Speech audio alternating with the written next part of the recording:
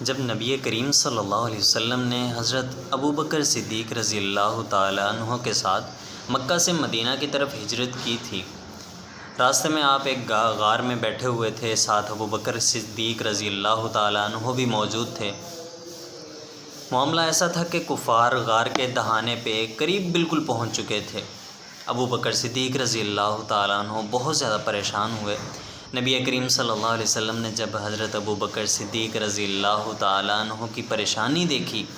پریشانی کے آثار آپ کے چہرے پہ دیکھے، تو نبی کریم صلی اللہ علیہ وسلم نے فرمایا، اے ابو بکر لا تحزن ان اللہ معنا۔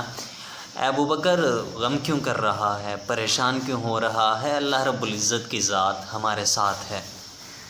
اسی طرح اگر آپ کی زندگی میں کہیں آپ سمندر کی موجوں، سمندر کی ہلچل، تیز چلتی ہواؤں کے درمیان پھنس چکے ہیں، کسی صحرا کے درمیان بھٹک گئے ہیں، اپنے قافلے سے بالکل الگ ہو چکے ہیں، آپ کا راستہ گم ہو چکا ہے، آپ بالکل تنہا کھڑے ہیں، بالکل اکیلے کھڑے ہیں،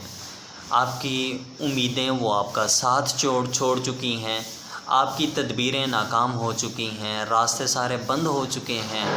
بہت ساری مشکلات آپ کو پیش آ رہی ہیں، رنج و الم کی وجہ سے آپ کا دم گھٹ رہا ہے، تو صرف ایک مرتبہ اللہ رب العزت کی ذات کو پکار کے دیکھیے۔ وہ اللہ مشکلات کو دور کرنے والا ہے، وہ اللہ بہترین ساتھ نبھانے والا ہے۔ اللہ رب العزت ہمارے دل کے غموں کو، دل کی پریشانیوں کو آسانیوں میں تبدیل کرنے والا ہے۔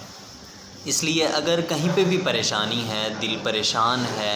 کسی بھی قسم کے معاملات ہیں، کسی بھی لحاظ سے رنج و الم میں آپ مبتلا ہیں، تو صرف ایک مرتبہ اللہ رب العزت کی ذات کو پکار کے دیکھیے، صرف ایک مرتبہ زبان سے لفظ اللہ نکال کر کے دیکھیے، تو پھر یہ بھی یاد رکھیے گا لا تحزن ان اللہ معنا، غم نہ کریں، پریشان نہ ہوں، کسی قسم کی تکلیف محسوس نہ کریں، کیونکہ اللہ رب العزت کی ذات وہ ہمارے ساتھ ہے۔